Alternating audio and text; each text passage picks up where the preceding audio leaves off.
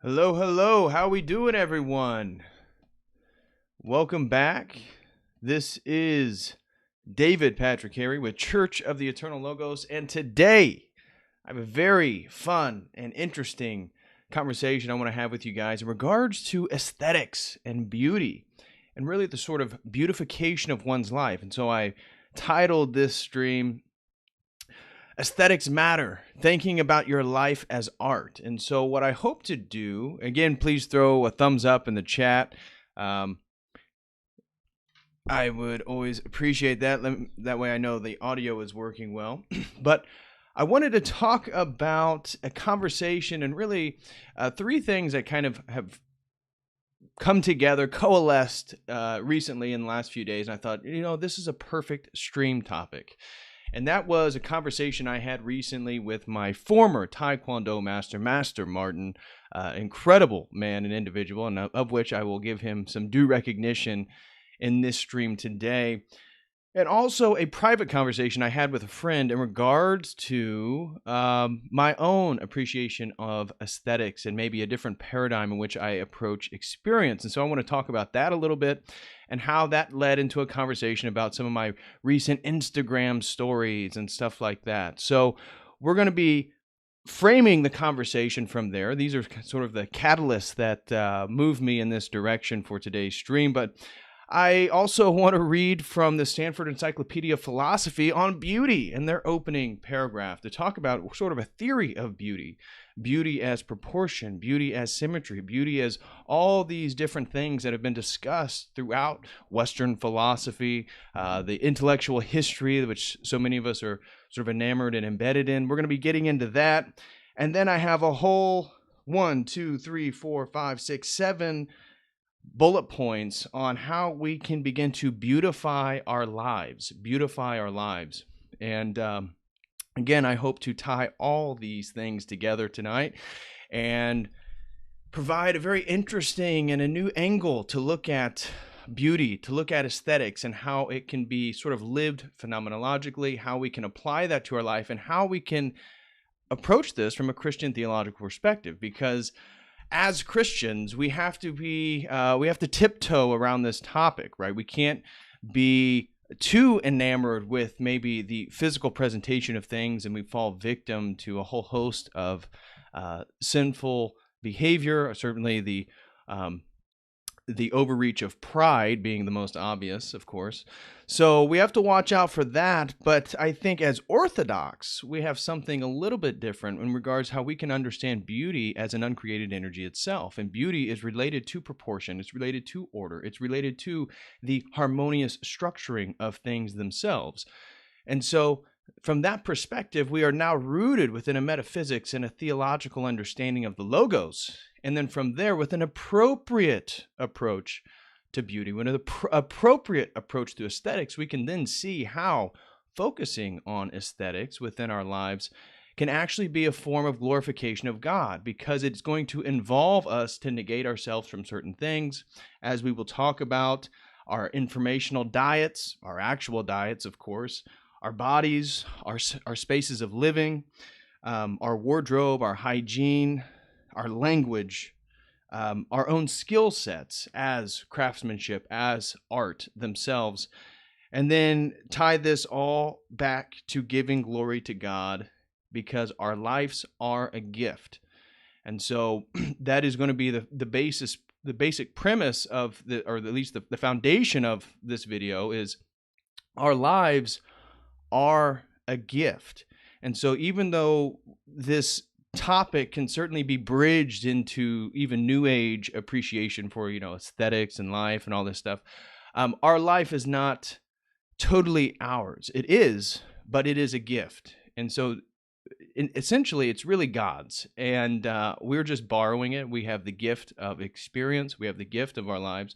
We have the gift of many of the blessings we're bestowed with, being our friends, being our families, being potentially our skill sets, being our bodies, depending on who you are. So there is then, I think, a level of which we can see the beautification of our lives as a way to show appreciation to God of the gift in which we have been given, which is going to involve a lot of discipline.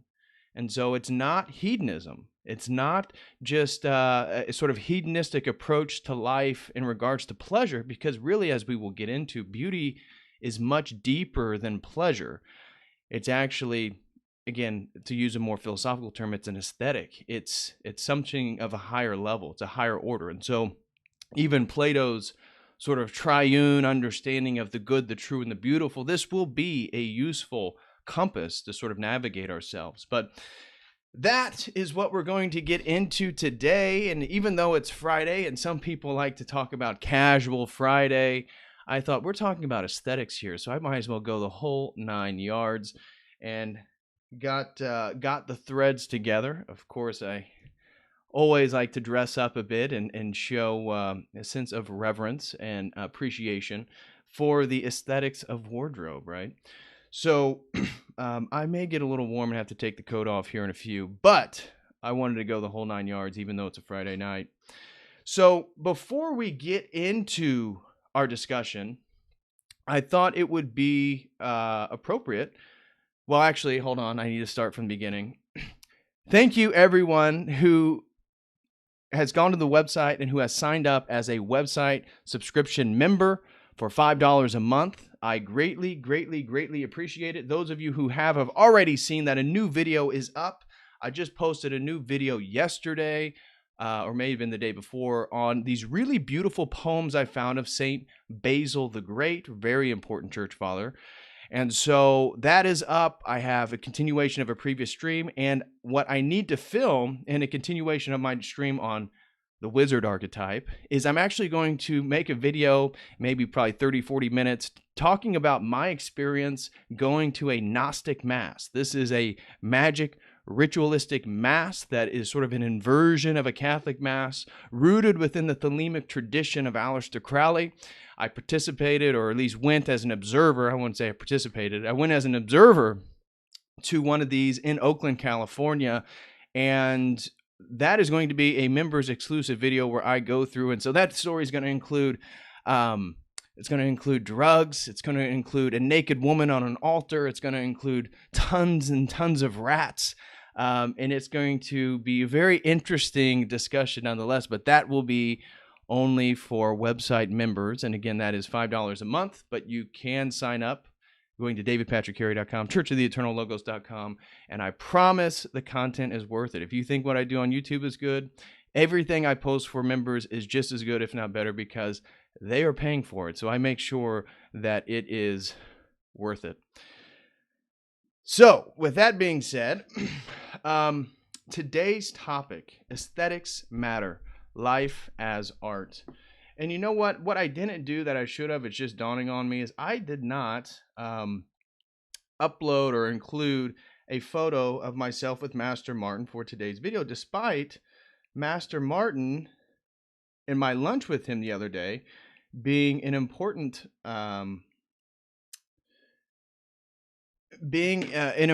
catalyst for today's conversation. And so for those of you who don't know, and again, for those of you who actually, some of you are already up to speed on this stuff because you guys follow me over on Instagram. And so I do want to say, if you want to be, I share a lot on my Instagram stories, and it's very much sort of my personality, my perspective on life, my thing. And so if you want to follow me over there, if you want to already be in the skinny on much of today's conversation, for example, those who follow me on Instagram are already aware of my lunch with Master Martin. They know who he is. I've already shared all that stuff. So if that is something you might be interested in, definitely go follow me over there. But let me pull him up real quick. I just want to give him a shout out. He's a really, really wonderful man. And so, so let me zoom that down. Okay, so Wednesday, I went and had lunch with my former Taekwondo instructor, Master Martin.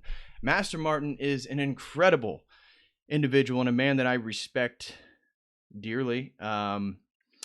He was my instructor. So during my undergraduate, some of you guys are already aware, I competed in Taekwondo within the American Taekwondo Association, ATA, and Master Martin was my instructor. And as you can see on that clipping of my Instagram story, Master Martin is 74 years old, and before we met for lunch over at Giacomo's, a very popular pizza place, he has already ran 4 miles for that day.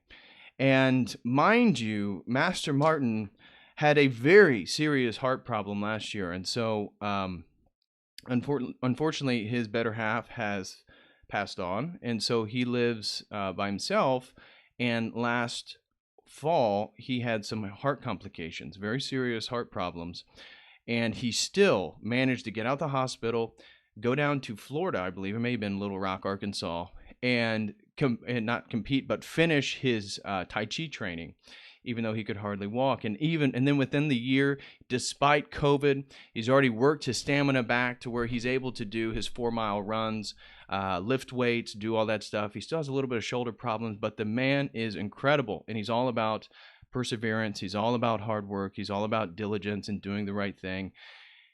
And we had an incredible lunch. So one of the things that we have done since he, even when his wife was still alive, ever since I basically got out of Taekwondo, we would still meet, try to as regularly as we can, go have pizza, have deep conversations, and we would sit and talk for a while. So for example, this lunch this past Wednesday, we were at the pizza place for like 3 hours and 50-some minutes, talking about everything you can imagine.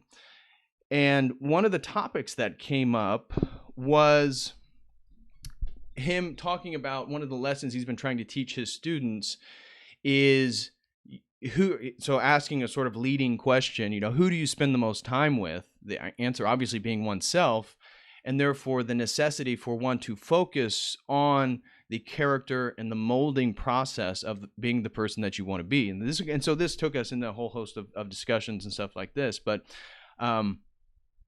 this I found very, very interesting. And we talked a lot about information. We talked a lot about the mind. We talked a lot about reading.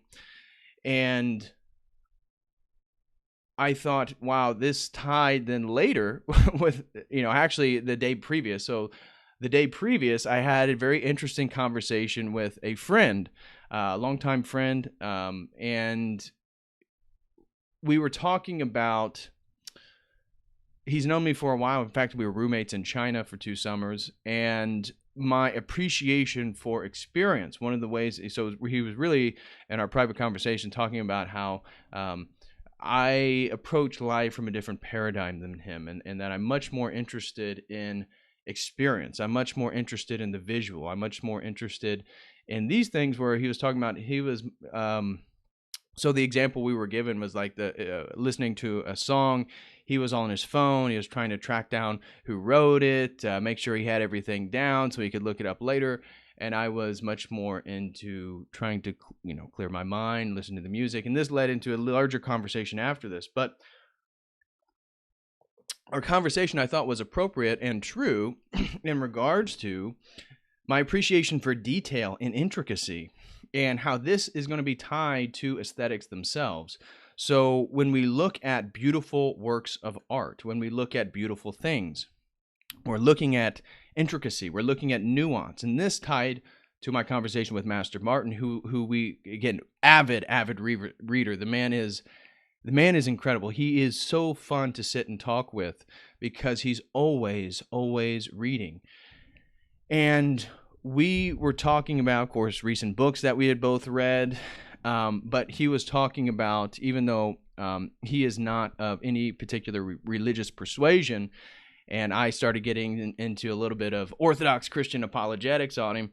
Of course, the energy essence came up, but he was talking about how one of the things that he loved about our get-togethers and talking was how nuanced our conversations were, and how much we appreciated nuance, and how few people really do appreciate nuance. And by not looking at details, by not noticing nuance, whether that be in philosophical systems or ideas or art or your body or the details in your wardrobe, as we will get into here in a few, a lot goes by, a lot is missed by a lot of people. And so this was something that I thought was, again, important in regards to an appreciation of the aesthetics of the beauty of life. So that then, in regards to everything, tied to like my stories. Somebody was asking me, it was actually the same gentleman we had the paradigm conversation with, was asking about all these stories. Because again, if you guys don't follow me over on Instagram, and I'm always sharing stuff about my life, things that I wear, my clothes, my family. If you follow me on Instagram stories, you've probably seen me dance to country music. I do all types of things. And the idea is that I take the story seriously as a story of my life. And so it's really just me reflected in a multitude of different things. So one of the things I like to do is like find songs that I like and then put images behind them. Again, an appreciation of aesthetics and finding things that are beautiful to look at and this type of thing. So anyway, that was a previous conversation. That was part of the catalyst into all this stuff. So in regards to theories of beauty, this is where I wanted to begin today's conversation at a sort of academic level, is regards to beauty. And so what I'm about to read to you is the opening paragraph from the Stanford Encyclopedia of Philosophy. And this is actually a very useful resource for those of you who are more philosophically minded and do a lot of your own research. I do recommend, even though, of course, it's coming from, academics that have a very different paradigm than if you guys are a Christian or if you're Orthodox Christian. But the Stanford Encyclopedia of Philosophy is a great free resource that I do recommend you using when you try to learn more about philosophy or ideas and stuff like that. At least you can know what the academic take is, generally speaking. So anyways, I thought it was just useful to talk about this opening paragraph to give a framework for today's conversation. And so the Stanford Encyclopedia of Philosophy reads on their page on beauty, "The nature of beauty is one of the most enduring and controversial themes in Western philosophy, and is, with the nature of art, one of the two fundamental issues in philosophical aesthetics. Beauty has traditionally been counted among the ultimate values, the goodness, truth, and justice. It is a primary theme among the ancient Greek, Hellenistic, and medieval philosophers, and was central to 18th and 19th century thought, as represented in treatments by such thinkers as Shaftesbury, Hutcheson, Hume, Burke, Kant, Schiller, Hegel, Schopenhauer, Hanslick, and Santayana. By the beginning of the 20th century, beauty was in decline as a subject of philosophical inquiry and also as a primary goal of the arts. However, there were signs of revived interest by the early 2000s. And then it starts to go on to their whole thing on philosophy, or the philosophy of beauty and aesthetics and all this stuff. But I did want to say that, again, reiterating what I said earlier, the good, the true, and the beautiful of Plato are going to be a useful orientation for us, especially as Orthodox, because beauty will be an uncreated energy leading us back towards God. So aesthetics, based on definition, aesthetics and beauty is really often, when they try to give a sort of analytical definition, is regards to proportion, symmetry. And so this is true for even human faces. When we look at attractive individuals, attractive people, usually it's based on the proportion of their forehead to their eyes, to their nose, to their lips, to their mouth, their chin. All these things are about proportion, and that the human eye can recognize these proportions, these geometric structures, if you will, these patterns, and that is perceived as beauty, as beautiful. And this is true with art as well. So face measurements, but colors. Another thing I wanted to highlight in regards to proportionality is that colors themselves are also a type of proportion. And so looking at aesthetics, the proportionality of the colors is also a way in which one can influence, affect, and appreciate beauty, is to look at colors and proportions. So of course, this would tie to a larger metaphysics of our theology of logos in regards to sacred geometry, pi, phi, Fibonacci sequence, fractals, fractal mathematics. All this stuff can be rooted, which is objectively true, objectively beautiful, highlighting order and patterns within nature.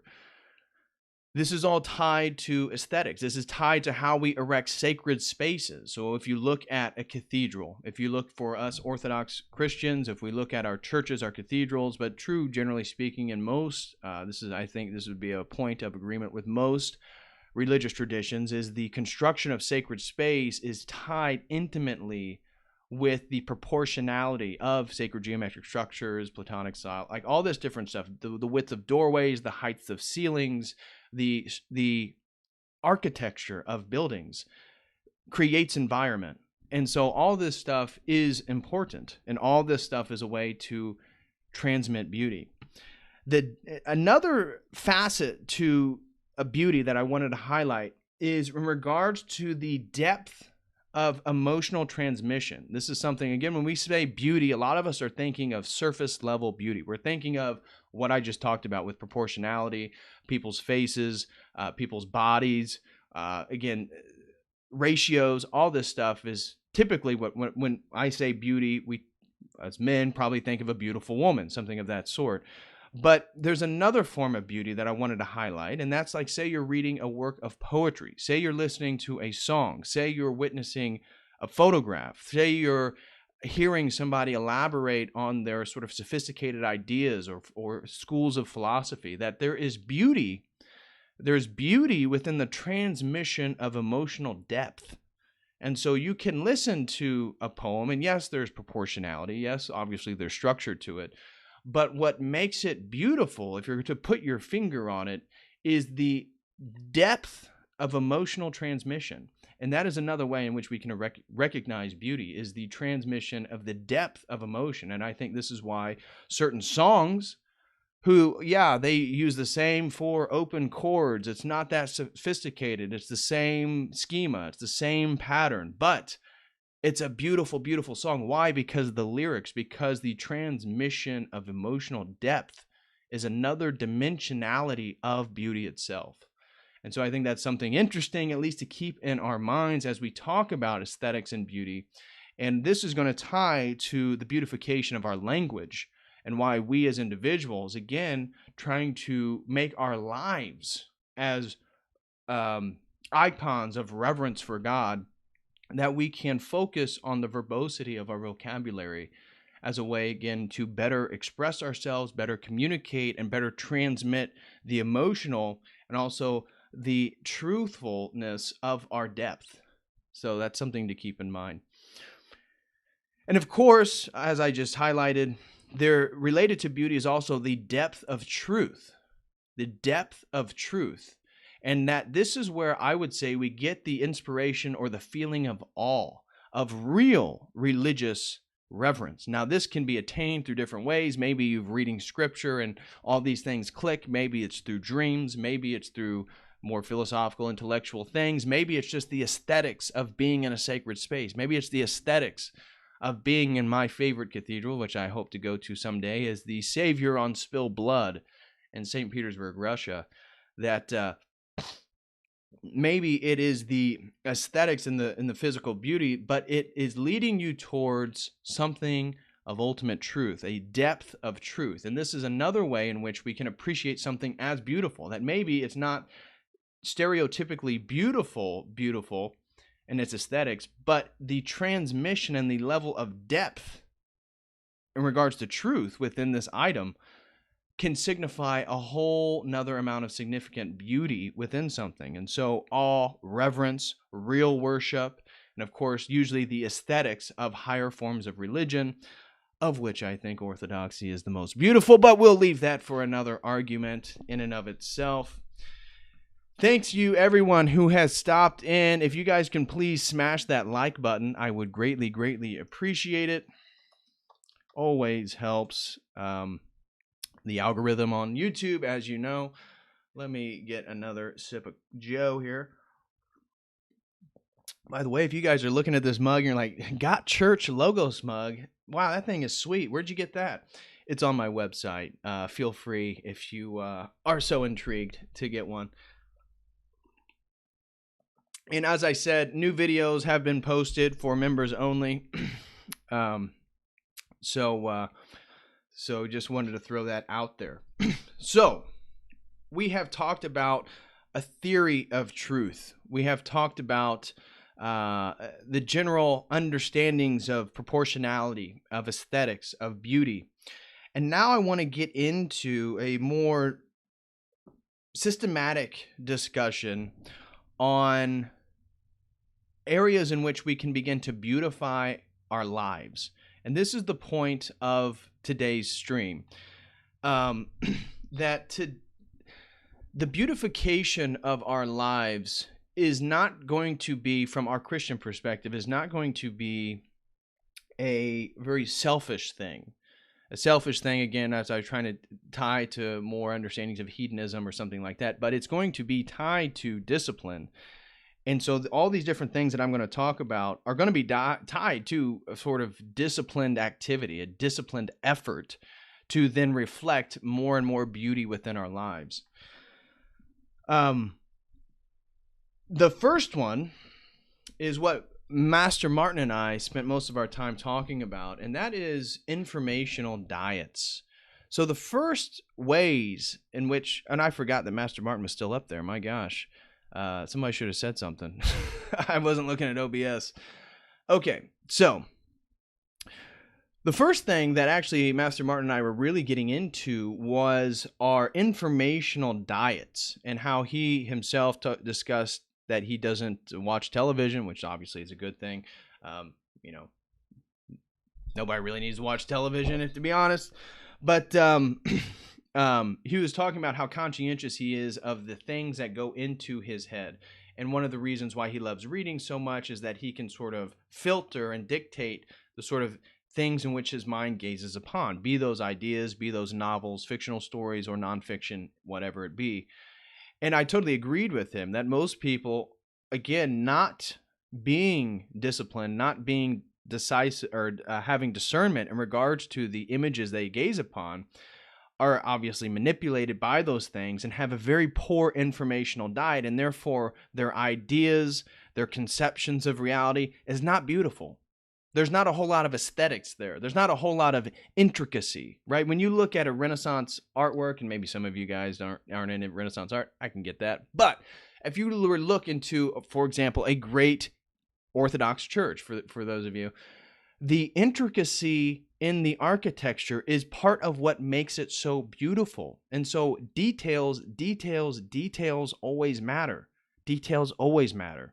And so one of the ways in which we can begin to beautify our lives is to gain a new appreciation for nuance, gain a new appreciation for details, and being very specific in the things in which we do or talk about.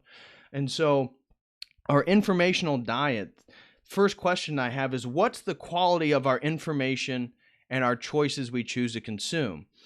Obviously, we don't live in a great time and place for media, although that's always been the case, right? I mean, this isn't necessarily anything new. The media as propaganda, newspapers as propaganda, this is time and true, right? This is the way in which it has always been. So we shouldn't be shocked by this. And luckily, we live in the information age, but we're bombarded by information. So having discernment in regards to the source in which you consume information are very important. And this is where I would say, begin to read. Start reading more books. One of the things that I think I've noticed in regards to the beautification of people's intellect and their mind is those who read more frequently versus those who do not read.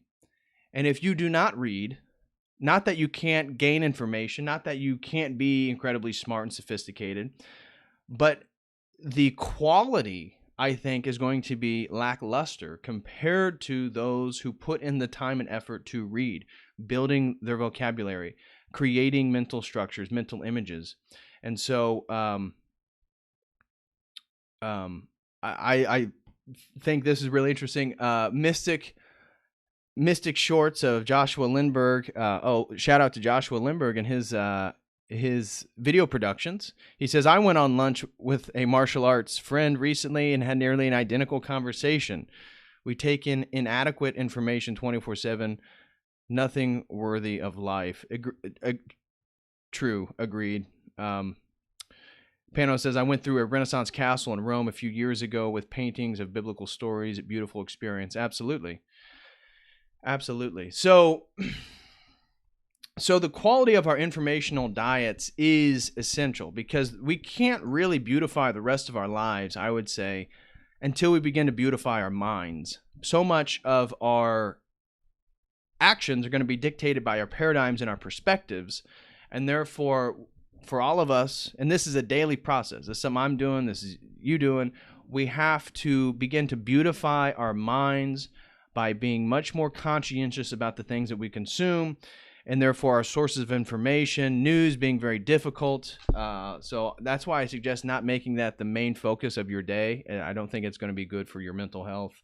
But also tied to your informational diet is what are you consuming in regards to entertainment? What are you allowing to be entertained by?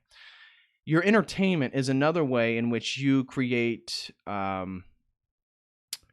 mental cluster, if you will. So are you being entertained by superficial, insignificant things? One of the things that I've noticed for myself is I've always loved sports. I've always loved athletics. That was the main focus of much of my life. Even when academics became the main focus of my life, I found an escape by watching professional sports, collegiate sports, stuff like that. With all the political stuff, I've found it too nauseating to consume. So I've consumed basically no sports in the year of 2020, and instead I've altered those consumption habits to different things, whether that be usually videos on YouTube or just music itself, and just focusing more on my own life, reading my books, doing my research, going on walks with my dog. I do that stuff, and I like it a whole lot better. I feel like I'm way more. I get way more accomplished and way more successful. And it's sad because I still love those things. I still, I would love to, watch football or basketball, stuff like that, but I can't do it. And related to that is then how we're manipulated by all our forms of entertainment. That's just ball culture, right? Balls, chasing balls, right? And how that's been infiltrated by political agendas, all this different stuff, social ideas. And then we can look at the music. And this is why, for me, I am so conscientious about the lyrics in the songs that I listen to. Some people, they listen to music. They don't really focus on lyrics, which is fine. Everybody has different dispositions towards art, towards different things, towards music. I personally am like hyper focused on lyrics. And so I have a wide variety of music, but the lyrics have to be somewhat cordial. They can't, I'm not listening to WAP and stuff like that. Even though when I do work out, I tend to listen to very non-Christian music. That is for another conversation. But we need to be very conscientious about the things we are entertained by, because those are also clouding our mental beauty. And it's changing people's behavioral patterns, especially young children, especially young girls. Again, looking at WAP, looking at music culture, looking at hip hop, that the lyrics are mantras, if you will. So a mantra obviously is a phrase. It just comes from the Sanskrit, a phrase that you reiterate over and over and over to sort of supplant in one's own mind, one's own psyche, the subconscious, if you will, if you want to use Freudian Jungian ideas. But we as individuals who want to beautify ourselves and make ourselves more iconographic in regards to our reverence for God need to become more conscientious about the forms of entertainment we are entertained by, and then what we gaze upon. And I think this is why pornography can be so pernicious, something of which we all struggle with: masturbation, pornography, this type of stuff, because that is also creating mental debris that does not beautify our minds, does not beautify ourselves, and certainly does not beautify our passions, and feeds those things into negative feedback loops, negative cycles. And that's something, again, we need to be conscientious of if we're going to beautify ourselves, again, beginning with our minds. So I think I've said enough there in regards to our informational diet. The next one that I want to get into in regards to beautifying our lives, where do we go to beautify our lives? The next one I wanted to highlight is our spaces, our homes, our rooms, our cars. What does the space that you inhabit look like? Is it cluttered? Is it filled with dirt? Is it filled with different things? Is it a nuisance? Does it give you anxiety? Does it not allow you to relax? All these different things are sort of negative qualities, and we can begin to beautify our lives by doing away with a lot of the clutter that surrounds us, by putting things away, becoming more diligent. This is the one that I'm speaking to myself the most. I'm terrible at like putting stuff away. I'm terrible at being more diligent about putting things in their proper order all the time. So I'm preaching to myself more than anybody, but I do this because I'm sure I'm not the only one. But clutter, I can clean up a space, I feel great about it, and it just takes a day or two, and all of a sudden I've cluttered the room, cluttered whatever it is that I cleaned up, my car, for example. So one of the things that I do is I try to become much more conscientious about this stuff, because for me, I've noticed that I can't sit and think and write and read for long periods of time if I'm surrounded by a lot of chores or filth or dirt or clutter that I need to take care of. So, Pano threw in $2. He says it's a noose ants instead of like nuisance. Funny wordplay there. Thank you, Pano. I really appreciate it. And happy birthday to you, brother. Hope you had a wonderful day. Base Philosophy Mom says, the space I inhabit looks like Dennis the Menace lives here. Spoiler alert, he does. And I understand that with children, it's going to be very, very tough. But you can only do the best you can as a parent, and I'm not a parent, so I am in no position to speak on the cluttered nature of a room given the habits of children. But generally speaking, I think our spaces, and this is why, for example, I follow a lot of accounts on Instagram in regards to aesthetics, whether that be like architecture, European sites, world traveling sites, earth, nature stuff, animals, and then also like modern homes, interior interior design. I love following that Instagram stuff because it's so aesthetic. And one of the things you notice is it's always clean, and cleanliness is reflective, again, as it's sort of uncreated energy, if you will. That cleanliness is a way in which we become more godlike. This is why churches are supposed to be clean. They're supposed to be oriented in a certain way that debris and clutter is not supposed to be there. Everything has a proper order and a proper place, as with God and the theology in which we actually worship Him. So we can beautify our spaces by making them more cleanly. And this, again, I think theologically ties to our process of theosis, becoming more God-like. So that also aids, and I'm not telling people to be OCD, right? You don't have to have an obsessive compulsive disorder in regards to debris and things. That's not what I'm saying at all. I'm certainly not OCD, but I think working on having cleanly spaces, one, allows one to relax better, allows one to think better, allows one to feel better, and in all those things, I think you'll just behave better to a degree.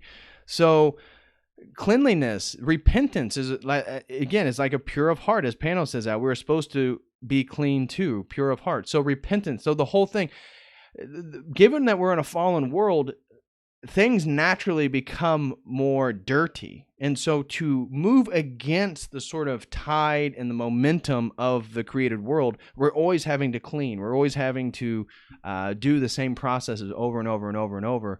And that's something that sort of battle we need to engage with. We need to become more conscientious of. So that is what I had to say about cleaning our spaces, our homes, our rooms, our cars, the places that we inhabit. The third one that I want to talk about in regards to aesthetics is our body and our physique, of course. And this is on you. Again, you can't choose your genetics. you can't choose the way you look. You can obviously work on those things. But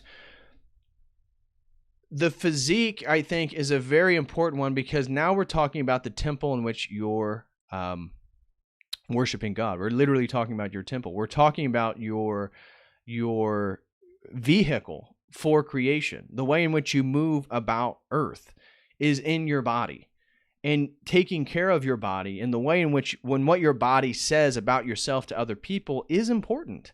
It doesn't mean you have to be a bodybuilder. It doesn't mean you have to be obsessed with fitness. It doesn't mean you have to be overly prideful about the way you look.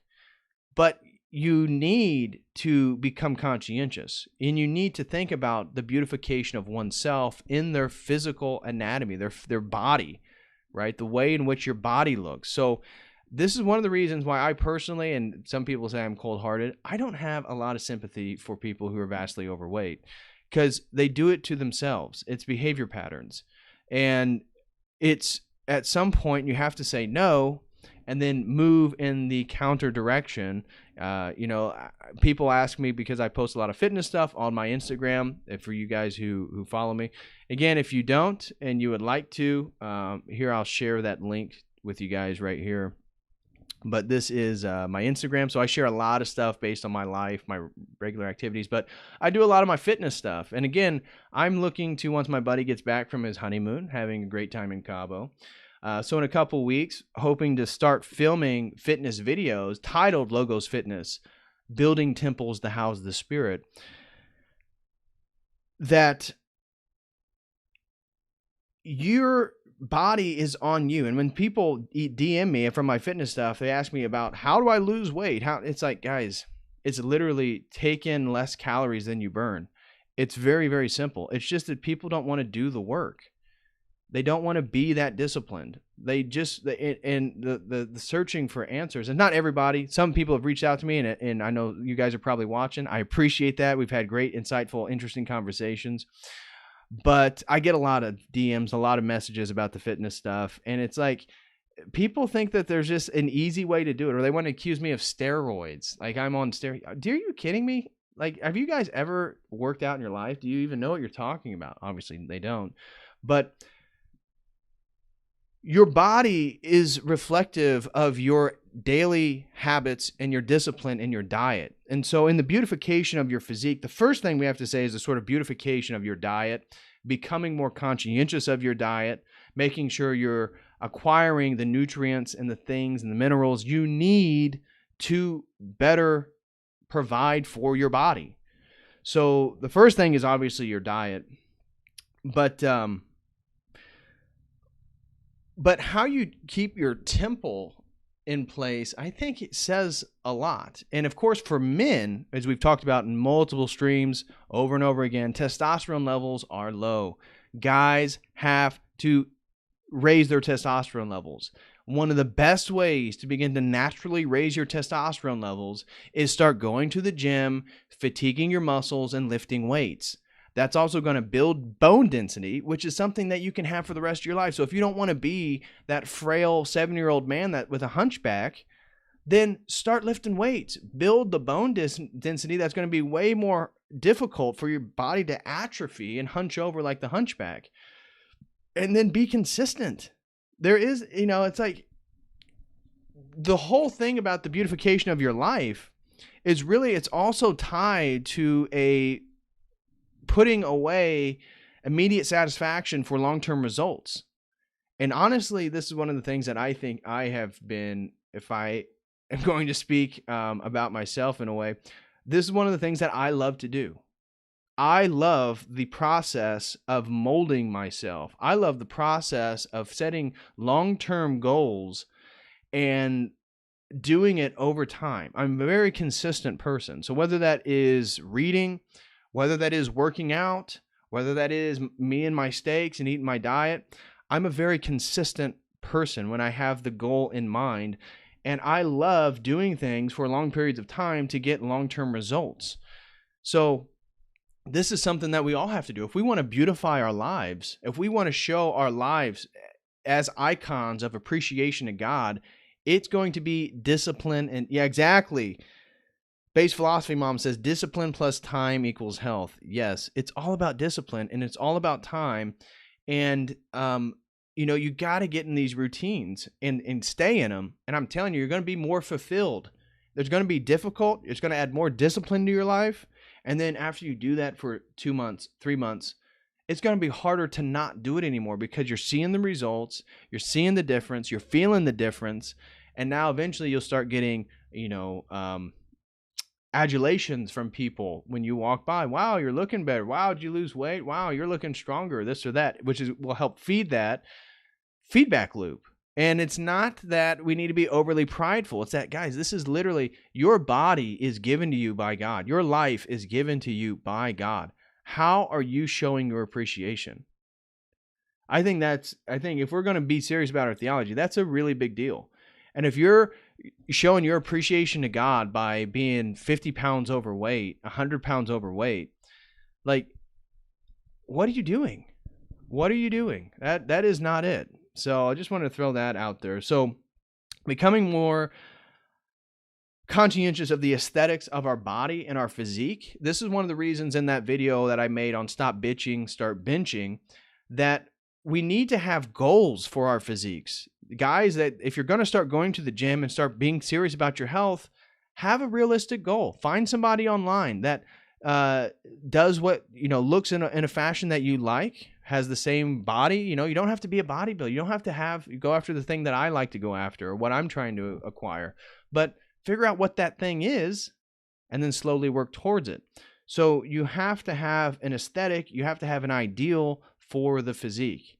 It looks like we got a few super chats. Pink Head Troglodyte says, how do you manage fasting around your training?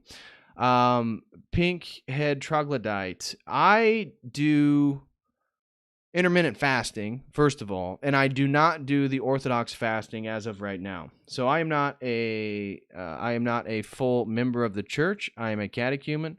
My priest does not require catechumens to do the orthodox fast, so I don't, and I eat my steak. So that's that. But I do intermittent fast, at least 12 hours, so I do that. But I do not do the orthodox fast, just FYI. But thank you very much for the 2 pounds. I greatly appreciate that. Teddy Bull Moose Roosevelt, back from the dead. Great man. Always interested in our national parks. Threw in $4.99. Thank you very much. He says, looking sharp, Codal. Well, thank you. I thought, today we were talking about aesthetics, and so we needed to go all out, right? So, again, details. I love details. And so today we got, of course, a new combination with the vest and tie. I love so always gotta have the pocket square. Pocket square is always important. A great accessory to one's wardrobe. So the tie, of course, matches my vest, matches my jacket, and then those dark stripes match the pants. You see, so never want to take shortcuts. Always want to look sharp. And so I enjoy dressing up basically for myself, but it is for you guys as well. But the details are important. The tie clip, I'm all about the tie clip. Tie clips are important. So, yes, thank you very much for the compliment. I do appreciate that. So, looks like we have another super chat. King X Club throws in $5. Thank you very much, brother. I appreciate that. He says, heading out to wash the car now. Keep crushing. God bless. Thank you very much. And that's a great idea. Wash your car. Again, appreciate aesthetics. Appreciate things looking clean, looking good, looking sharp. Yourself, your car, your hygiene. Again, we'll get in that actually next. But all these things are important. Getting a haircut, your facial hair. This is another one. The Orthodox guys like the facial hair. I get it. Very masculine. But also, unless you're a monk, unless you're a priest, unless you're married, maintain it. Have a little hygiene, have some straight lines, have some order to it. Have something when somebody look, oh, that's a nice beard. I like the way that they manicure that. I like the way that they keep it up. I think these are all important things. So just wanted to throw that out there.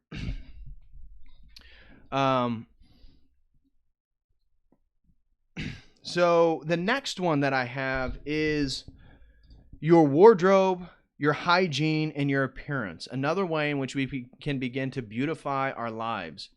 So, first thing that I wrote down is first impressions matter. First impressions really do matter. And by the way, guys, for all you who have joined, please smash that like button. I would greatly appreciate that.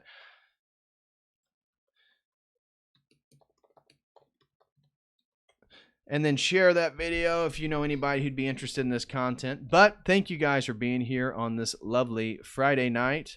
Friday, October 23rd, 2020. And we have Halloween just around the corner. So next week, you can definitely be anticipating my video on witches and vampires, as well as a Christian deconstruction of Halloween. Those will be next week. But the next point that I wanted to highlight is our wardrobe, our hygiene, and our appearance being ways in which we can beautify our lives.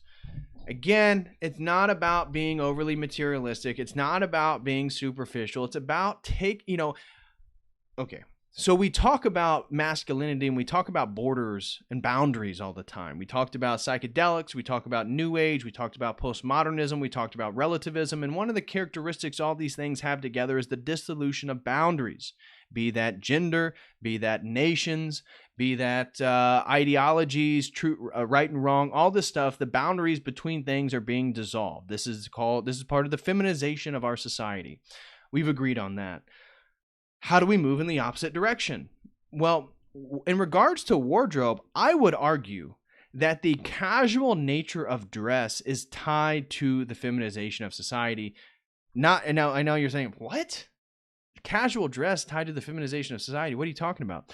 I'm talking about the casual nature of dress, and dress being this thing in which you wear, something casual and you can fit all circumstances based, dressed that way, is another form of like a lack of boundaries, a lack of distinction. And that dressing nicer is a way to show appreciation, and it is more formal. And formality itself is the erection of more boundaries, more distinctions. And so when we look at a more formal time, say in American society, again, we can talk about critiques of secularism and all this stuff, but point to the early 20th century or the late 19th century and the way in which people dressed with top hats, vests, dress shirts, dress coats, dress shoes.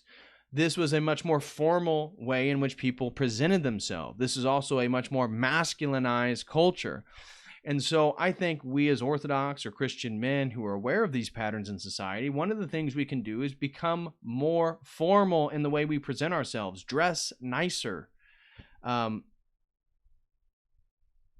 Base Philosophy Mom says, I try to only wear dresses now. That's a great way to, again, move in that opposite direction, is to have a little bit more formality, dress more feminine. Totally agree. And I think men need to dress more formally.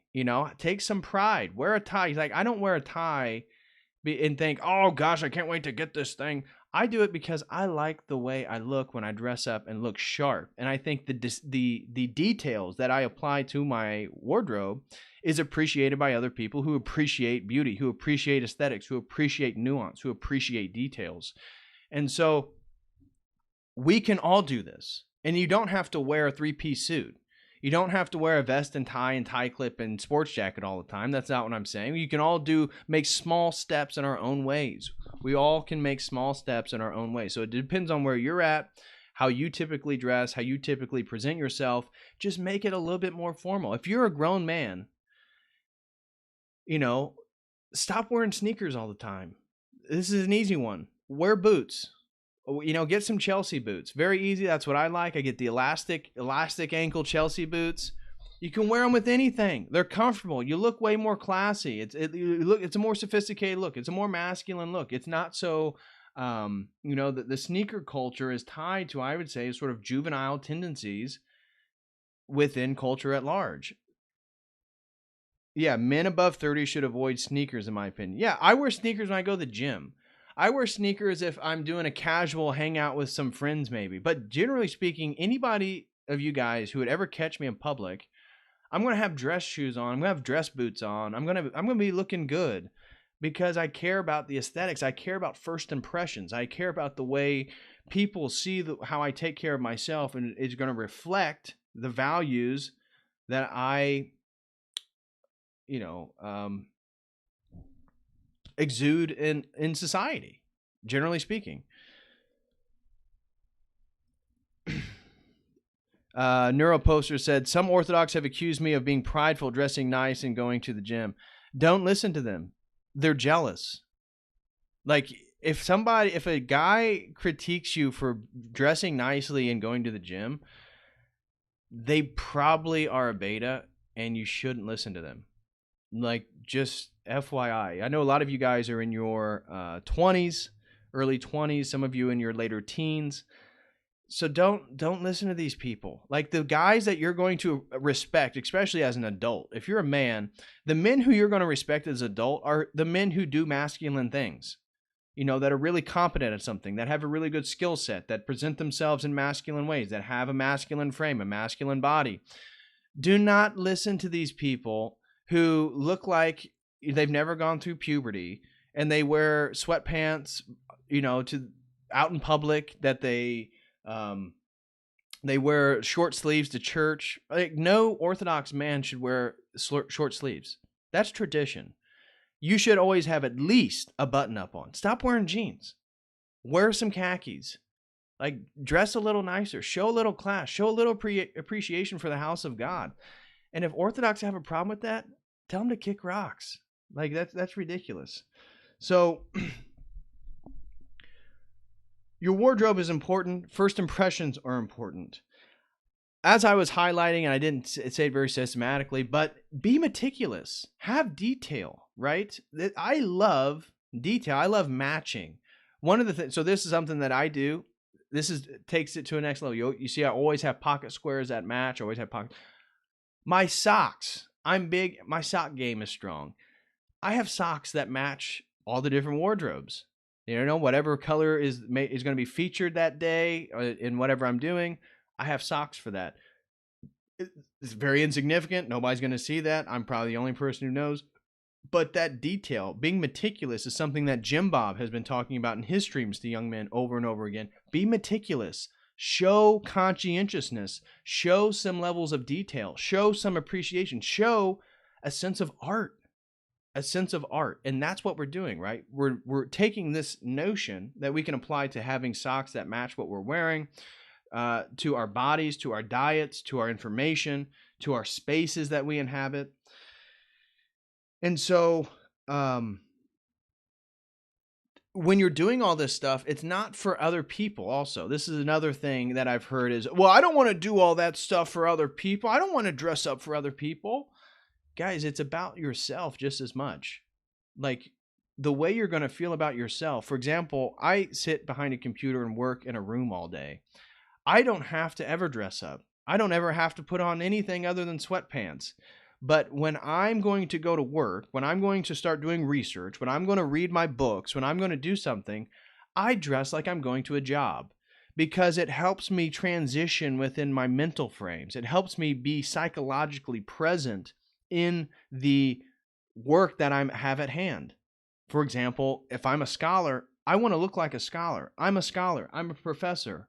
I don't work for a university.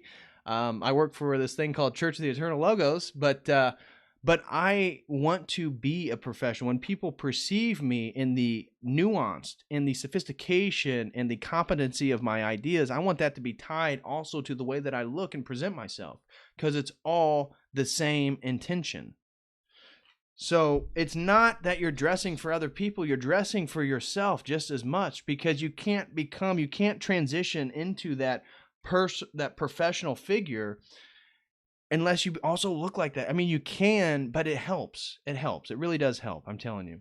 So wanted to throw that in there. So that is my discussion on your wardrobe, hygiene, and appearance. Whew. Now the next one that I want to get into. Whoops. That was embarrassing. Okay, so the next one that I want to get into is your language and the beautification of your language. So one of the things that I think we can also begin to do to really beautify our language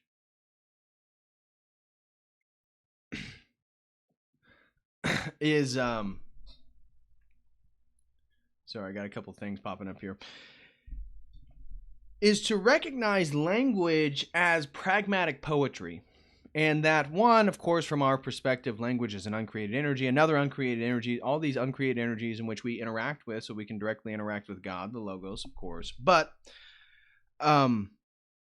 language is a form of sort of pragmatic poetry, because we're not using, for example, I get on here and ramble on live streams. I'm not using a sort of poetic prose, formal structure to articulate ideas and emotions and all this stuff, and then filter it that way over and over and over again. So it's not like poetry per se, but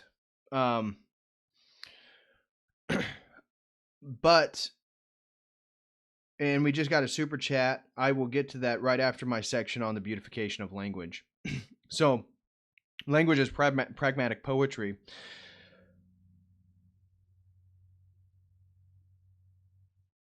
There is something beautiful, and this is something I strive for personally, and I think this is something that all of us should strive for as individuals, as men, as women, as people who want to be understood, as people who want to communicate, as people who, as Christians who want to have real communion. Therefore, we have to have real communication with our community. And to do that, we need to be more sophisticated in the way that we articulate our emotion, or we articulate our ideas and our ideologies, and be more nuanced, be more sophisticated, be more specific. All these things are important. So constantly aiming and striving to better articulate oneself allows one to have deeper access by others.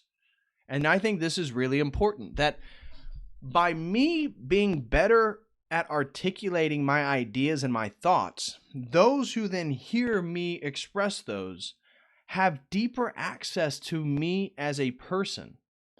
And this is the whole biblical story, right? If you want to gain something, lose everything, right? It's always the opposite. And so if you want to, give somebody yourself, empty yourself, or give deeper access, right? And I think one of the ways we can beautify our lives, beautify this ability, is to focus on our language. Learn more words. It's cool. It's not like a nerdy thing, right? People appreciate somebody who's well spoken, because you can't think things you can't say. I mean, you can in a way, but if you can't express the things that are in your head, you really can't think clearly either.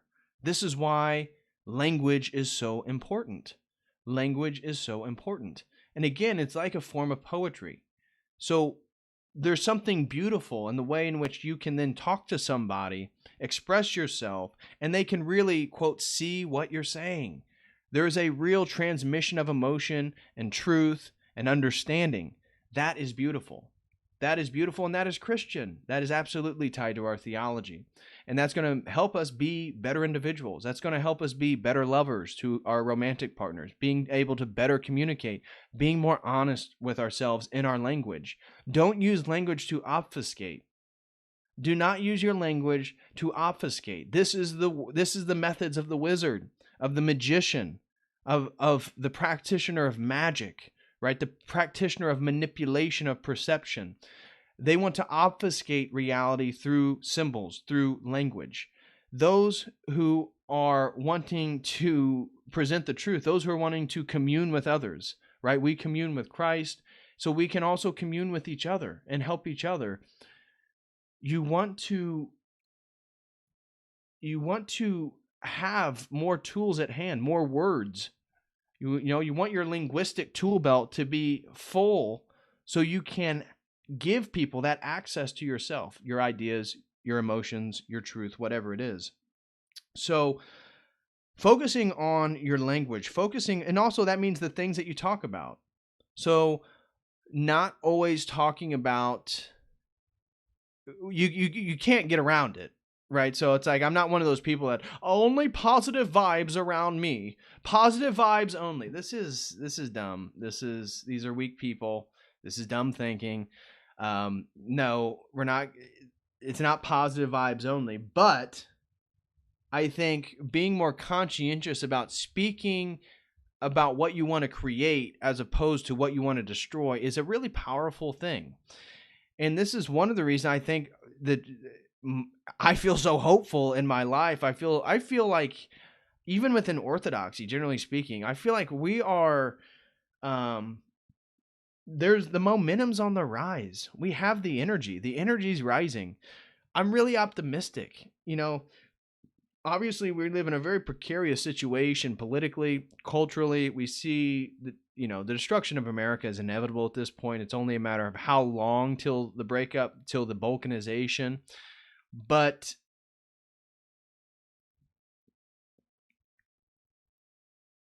yeah, anyways, I'll move on to a different idea. So language and being able to better articulate yourself, I think, is a great thing. I think we all need to focus on that, and I'll leave it there. So the next one that I wanted to say is focusing on the aesthetics and the development of one's skill or career. And so pre-Renaissance, the notion of an artisan was not very high in people's general opinion. So within the sort of societal structure, somebody who's an artisan, you're a painter, you're a sculptor, you're not really looked highly upon because you are just there for the purchasing by the wealthy, by the rich, to then do and be commissioned to do whatever they ask of you. So the whole concept of you being the free flowing artist to create at the whims of his own desire, this is more developed in the Renaissance. But being an artisan, I think, about our own skill set is important, no matter what that is. No matter what that is.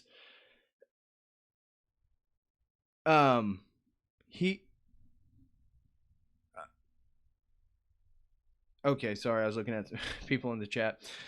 So, say you're into blacksmithing, say you're into more traditional forms of skillmanship, say you're a plumber, say you're a carpenter, say you're a teacher, say you're a professor, say you make YouTube videos, say you make music, whatever it is that you do. Another way in which I think we can beautify our lives is by thinking about our skills and developing our skills as an art, as being so competent that when we perform our duty, maybe you code, maybe you work at a tech company, maybe you read multiple different languages, coding, whatever it is that you do, all this stuff can be seen as an artisan.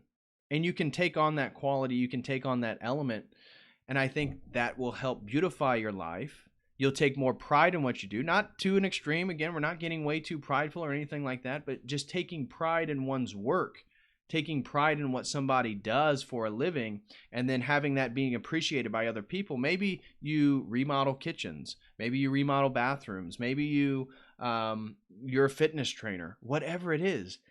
Take a little pride into it, and then focus and work on building that skill set.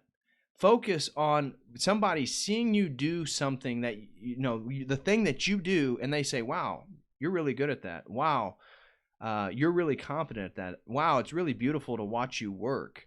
Something of that nature, I'm always trying to work on this. We all need to work on this, but I think this is a way we can, again, beautify our lives. This is just really a perspective to take. This is really just an intention to move forward with in our lives. Think of yourself as an artisan in the development of the aesthetics of one's skill and career. And so this leads me to my last point. Again, I mentioned I was going to get to somebody's super chat after the last one. I didn't. Rat Splatigan threw in $5. Hello, Rat Splatigan. And he says, what 3 books besides the Bible would you recommend as the first an Orthodox inquirer should read? This is always the hot question. Which books? It, as anybody, Father Deacon Dr. Ananias, Jay Dyer, myself, I'm sure Sneck or David the Real Medwhite would say, it depends on where you're coming from. How much, I don't know what your background knowledge is. So, if you're, Obviously, get an Orthodox study Bible if you don't have one. I also recommend an Orthodox prayer book if you don't have one. I would also say that, as Dyer has also recommended, we did a video together on The Mystical Theology of the Eastern Church by Vladimir Lasky. This is a very important book.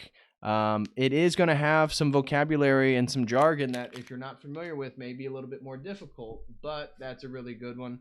If you are sophisticated, if you know philosophy, if you can get straight into talking about dialectics and the philosophical presuppositions of the Greek philosophical tradition, I would highly recommend this one, God, History, and Dialectic by Dr. Joseph P. Farrell. Now, he has fallen out of faith and favor in the church. That is certainly another question, but that book is really great in regarding how Orthodoxy is so distinct and different compared to Catholicism and Protestantism as a paradigm, as a worldview, as a theological system. One in regards to Orthodoxy compared to other schools of thought.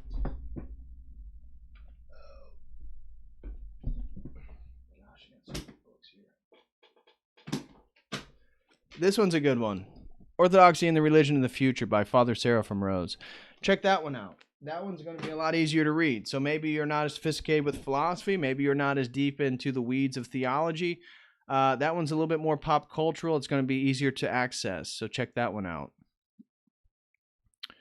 Marco Ramos throws in a great quote. You can never be overdressed or overeducated. Oscar Wilde. I like that quote.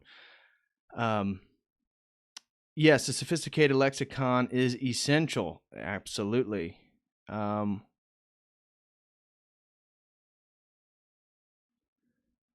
then this is what I'm talking about. The Cedar Party Lewis. Wouldn't a three-piece suit be materialistic? Wouldn't ortho high aesthetic? I'm a lady. I'm not a monk. All right? So if you want to, like that's just poor logic. No, dress nice. Dress nice. Go to the gym, work out, eat real food. If you're not interested in that, then I don't know what to tell you. I really don't.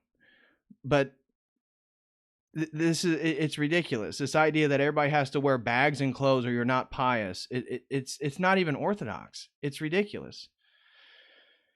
Red Pill Raccoon threw in $4.99. He says, killing it again on every level.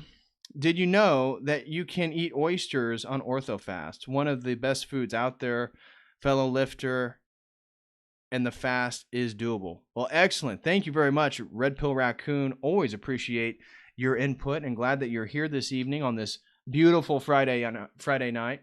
And I absolutely will be getting into the oysters pretty heavily on Fridays and Wednesdays, I'm sure, just to keep up the meat, the protein intake. So I appreciate that. And once I get charismated, I'll be talking more about how I do the fast and still lift and maintain my calories and my protein and all that stuff. So I will be getting into that for sure. No problem.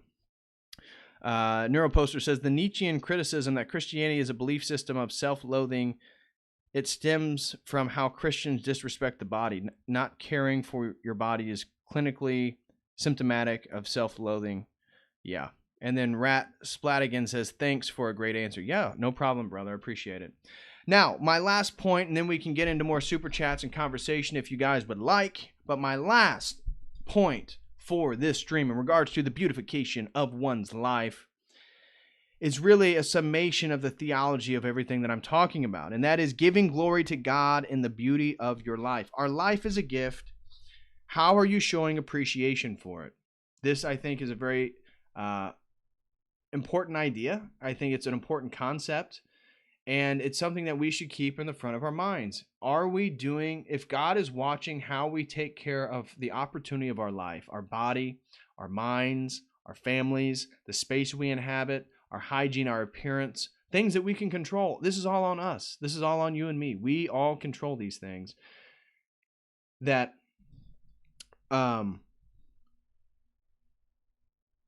would God see that we are appreciative?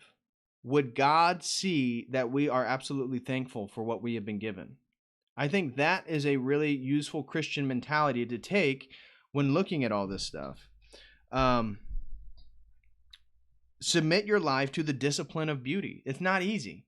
right? To try to focus on your lexicon and the verbosity of your vocabulary. This is difficult. This takes effort. This takes time to read books, to learn more, to focus on your body, to build muscle, to build a frame that you like, to also have the character you like. The way you treat people is another big one. I should have encountered that one, is the beautification of relationships. Relationships are important. Are the relationships in your life beautiful relationships? For example, when people who know you closely, what do they say about you? What do they know about you? What is the depth and quality of your relationships?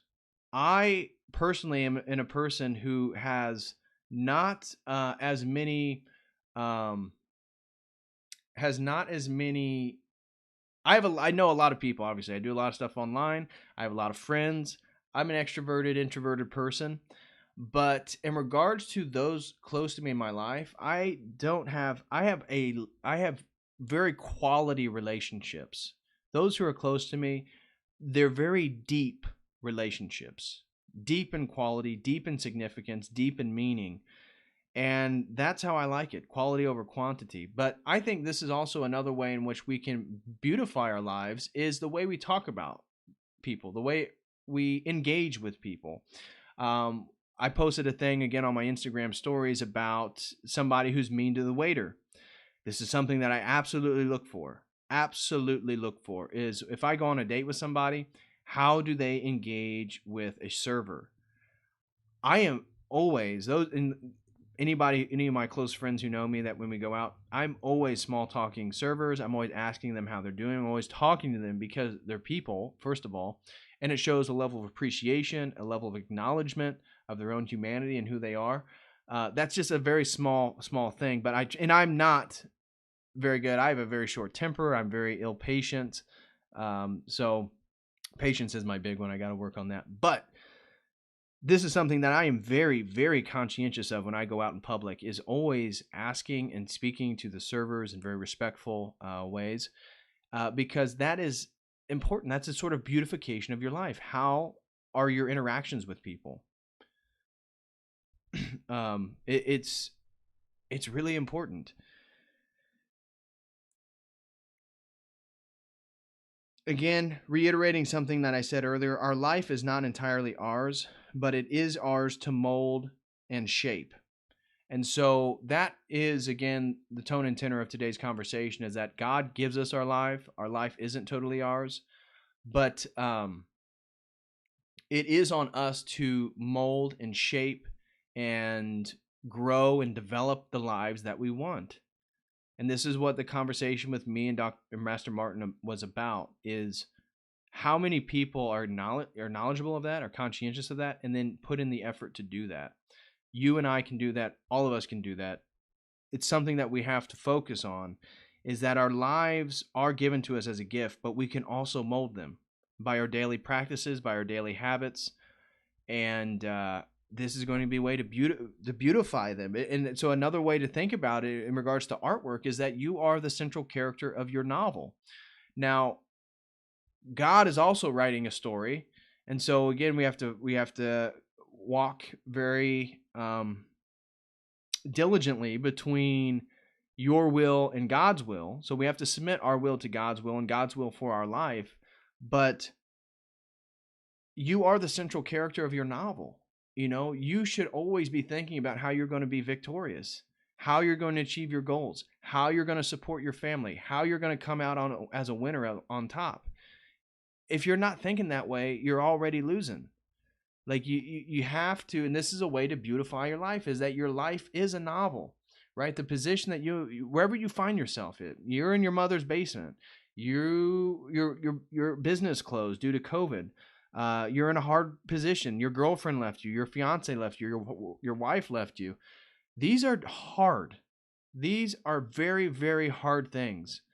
And we need to realize that, again, with God behind us, but we also have some existential agency here. We have some agency in our lives that we need to think of ourselves as victorious. that we'll overcome it.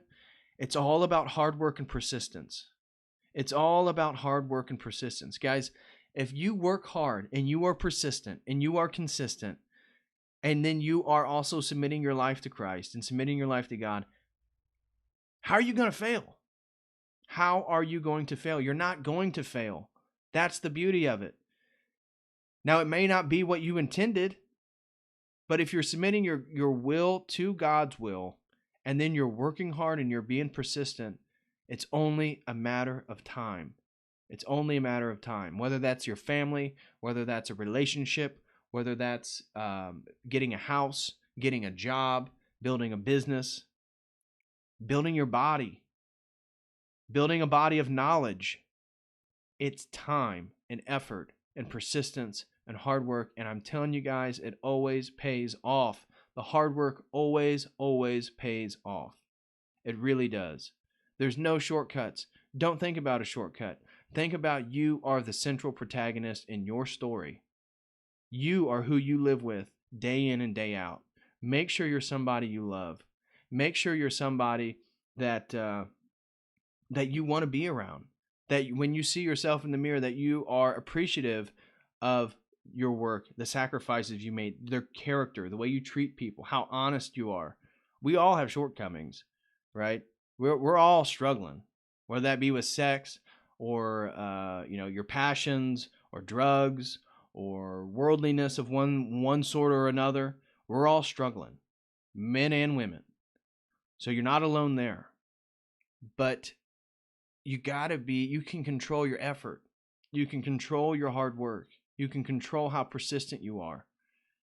And that's why I've been trying to hammer for some of you young guys, you got to think about the future. Think about a year, think about 3 years, think about 5 years, think about 10 years. You're not going, whatever scheme you come up with right now probably isn't going to be the one you end up with, but you got to get moving and you got to think about yourself as a victor,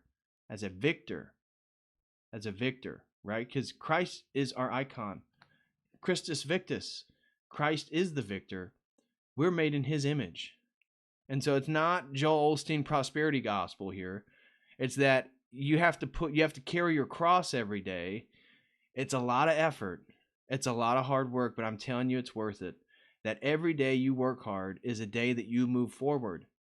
And so one of the things that I've been thinking about when I go to the gym in the morning is, I haven't said it, but I want to say it, is you're either moving forward or you're either progressing or you're regressing from your goals. There's no such thing as stasis in creation, right? Within creation itself, you're either moving forward or you're regressing. Nothing is staying still. This is one of the accurate things, right? Heraclitus is Pantherae, all flows. You never step in the same river twice. We can be talking about time, of course, but if anything's in time, then it's also changing. So nothing is staying static. Nothing is in stasis. And your life isn't in stasis. And you have to be okay with the fact that it's not in stasis, but that means you also have a responsibility and an opportunity to move it in the direction that you want. You can shape it. You can mold it. With the aid of God and his will, you can create it. And so that should be exciting, especially if you're a young man, no matter where you're starting at. If you have no muscle on your frame whatsoever, you have no money in your bank, that only makes your story better. That only makes your story better, because by not giving up and working hard, you're going to get there. You're going to get there. And so I tell myself that every single day, and the amount of territory I've treaded in regards to moving towards my goals only reinforces this notion, and that I'm not going to give up. That I know I can get what I want as long as I am humble, right? Which is, again, the sort of irony in all this stuff is that you have to be egotistical and enough to know that you want to do something, put the responsibility on your shoulders, but at the same time, submit it to God. Submit it to God's will. Whatever his will is, it be done. but you can have it, guys. And so we live in a very crazy time. It's very chaotic. But in that chaos, we can create our own order. Beartaria is an inspiration, right? Not that you need to be a bear, not that you need to follow Owen Benjamin, do all that stuff, but they're creating order out of chaos. And I'm not talking about chaos magicians. I'm talking about just logos, right? Just finding logos in chaos. We can all do that. So that is all I want to say, and I will end the stream there and look into some super chats. So, oh wow, we got two new super chats. Jeez. Thank you very much, brothers. 2 people threw in $20. Andrew Prowl threw in $20. He says, "Hey David, thank you for your work. You helped me understand the philosophy of truth and have been a masculine voice within feminized Christendom. 21-year-old looking to start plumbing and a family within the next 5 years." That is beautiful, brother. Amen to you. And, you know, I'm humbled that I could be of any influence on you or your life or trying to find orthodoxy or anything like that, or finding your own masculinity. It's already present within you, right? If anything, by me trying to find myself and then talk about it, I'm just helping other people find themselves in the aspects of their own masculinity that are made in the image of God. Because Christ came as a man. And so that's another thing that, that's a whole nother thing. But plumbing, that's great, brother. That's such a useful skill. Plumbing is such a useful skill. It's way better than going to get some ridiculous 4-year degree from a university. You don't need it. You don't need it. They just want to put you in debt. With a real skill, you can find a woman who loves you with real love, and you can do what's more meaningful than anything. That's start building a family, man. I love it. I love it. I love it. I love it. And thank you so very much for the $20. I greatly appreciate it. I absolutely do. And it's inspiring, man. I'm inspired to hear that. You know, God bless you in your new journey with the church, with orthodoxy, with finding Christ and his the one holy Catholic and Apostolic Church. And also good luck to you finding the right woman. You know, like it will come when it's supposed to come. This is, as I made a video about giving up on my search, it will come when it's supposed to come. But that is a very plausible goal. In the next 5 years, you could be a father that is extremely happy and in a great place. So thank you very much for that, Andrew. I really appreciate it. Egg Rolex threw in $20, and he says, "Absolutely glorious, my friend. Deal in the spiritual discipline. You can gain the most form in the spiritual marketplace and watch things happen. Seek first the kingdom of heaven, and all these other things will be given to you." Amen. Amen, Egg Rolex. Again, thank you very much, brother, for the $20. I greatly appreciate that. But absolutely, it's, you know, and I'm not telling anybody a prosperity gospel message of Joel Osteen that God's favor is demonstrated in your material wealth or the material goods that you're given. I'm not saying that whatsoever. I wouldn't say that. I don't believe it to be true. But from my own life experience, and maybe I'm just privileged, I don't know, but I'm going to say it. From my own life experience, putting in hard work and being persistent has only led to good things. It has only led to good things. No matter, even if where I thought I was going was redirected to a different place, putting in hard work, doing things that are difficult on a daily basis, over and over and over and over again, and really just loving the grind. That's what I told somebody recently, is I love the grind. I love getting up in the morning and going to the gym and working out, because I do it. I just do it every day. I can. I don't work out every single day, but I love it. And then coming home, showering, reading my books, preparing for a live stream, getting on here to ramble. I love it. I love it. And I'm not going to slow down. I'm not going to give up. That whatever I'm building right now, and again, this is only the first year of this thing, called it Church of Eternal Logos, whatever it is. Again, the people who message me who think I run a real church, I want to say pejorative things, but I'm not going to. But guys, get a grip. Like, I've had multiple people get upset because I run a members only exclusive content on my website, saying that I'm the Catholic Church that's promising people salvation through. What are you talking about? Are you crazy? Anyways, this is only the first year of whatever this thing is going to lead to. Church of the Eternal Logos. My goal, the way that I see it, is that I'm not going to slow down. I'm going to continue to make content. My goal is that my members only stuff on my website really expands. That becomes the main source of my revenue and how I make money. And I'm going to keep doing that. I see that continuing, for the next 3 years. I hope to have found a woman who I believe would be a good mother to my children, who loves me, who I love her. She has the right values. She's Orthodox. And we settle down in regards to, I have money saved up, got land, building something.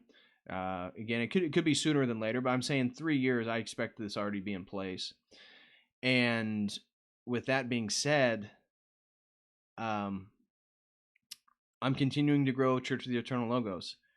In 5 years, I expect to have children, and I hope one of the goals, if it works out, idealistically, who knows if it'll go this way, that my wife would be comfortable on camera, that my wife would add a new dimension to Church of the Eternal Logos in regards to talking about life from a woman's perspective, having children, being a wife, cooking, making videos on like cooking and like recipes, stuff like that.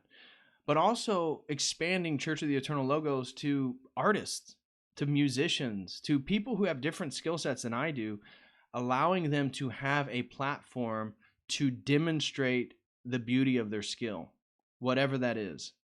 So right now, it's just me getting in front of a camera, trying to enlighten and bring insightful commentary on a variety of different topics to people, mostly all men, young men. That's by far the large demographic. Continue my fitness stuff, which is going to start soon, so my body's only going to get better. And in 5 to 10 years, who knows what Church of the Eternal Logos be? Maybe it won't even exist. Who knows, right? God willing. But I see it as an opportunity to be a hub for people doing and really providing a similar message as myself, and then demonstrating that in whatever skill they have. Maybe they're a poet, maybe they're a singer, maybe they're a musician, maybe they're an artist, whatever it is, but I'd like to give them a platform. And so that's one of the long-term goals that I see. But thank you very, very much, brother, to both Andrew and Egg Rolex for the $20. I greatly appreciate that. Yeah. So it looks like some of the comments, Andrew said, "Thank you, man. Born into Orthodoxy, family didn't take it seriously. Finding out all about it through channels like yours, Jay Dyer, Father Josiah. Been going to my local Orthodox church for the last 5 months." Excellent, brother. That's excellent. I'm honored to be named with somebody like Father Josiah Trenum. Obviously, Jay Dyer, I think of him as a friend. I wonder if he thinks the same. I imagine he thinks the same. But very important guy on my own journey. Jay Dyer, very misunderstood, it seems like, within Orthodoxy by a lot of people. I don't know. But he's a invaluable resource. Really smart guy. So yeah, I really appreciate that. Andrew also said, money saved, land to build, family to grow. Totally agree. Base Philosophy Mom said, there needs to be ortho wives on YouTube. I haven't found any. Exactly, Base Philosophy Mom. My goal is that my channel will be that. I just need to find the right person. And I would love to have a woman that I was married to talk about life as an Orthodox wife. And then talk about family, talk about, again, recipes, just regular old stuff. That would be a big, again, it's idealistic, but that is certainly a goal of mine. But Yeah. Anyways, if anybody has any more questions or they like to throw a super chat in, they can. I think I'm going to hop out of here at 7:38 and enjoy the rest of my Friday evening. Again, thank you guys so very much. Everybody who's donated and threw in a super chat. Thank you to everybody who has gone to the website, davidpatrickcarey.com, churchoftheeternallogos.com, and purchased a membership. Again, we've got exclusive content up. 4 videos are already posted, and I'll be filming a 5th video tomorrow where I will be talking about my experience at a Gnostic Mass. So we're talking about the thelemic inversion of the Catholic Mass, the tradition developed by Aleister Crowley, and the story includes a naked woman on an altar, rats everywhere in a backyard, drugs, wild stuff. It's going to be a very, very interesting story, but that will only be for members over at the website. So if that is something you're interested in, if you would be enticed by exclusive content, please go over to davidpatrickcarey.com and sign up. Would greatly, greatly appreciate it. Andrew says, Jay Dyer's Genesis lecture was something. I can't believe this stuff is available online for free. Jay Dyer is a fountain of Orthodox knowledge. He absolutely is. And I reserve any of my opinions. If Jay knows way more about Orthodoxy than I do. I would never claim to battle his wits on any topic within Orthodox theology, or really Christian theology, generally speaking. I may know some stuff he's not aware of in regards to other religions because I spent so much time studying that stuff. But Jay is, I haven't met anybody on Jay's level. Jay Dyer is incredible. So anyways, guys, please smash that like. I'm going to get out of here. Smash that like. If you know anybody who would like this content, please share it with them. I would greatly, greatly appreciate it. And as always, until next time, hopefully I'm going to cut some clips of this. I'll probably post maybe tomorrow or Sunday. But hoping to do a witches and vampires stream next week, a stream on Halloween, and potentially, hopefully, we will get a stream with Subdeacon Mark talking about the triads of Gregory Palamas. So keep your fingers crossed.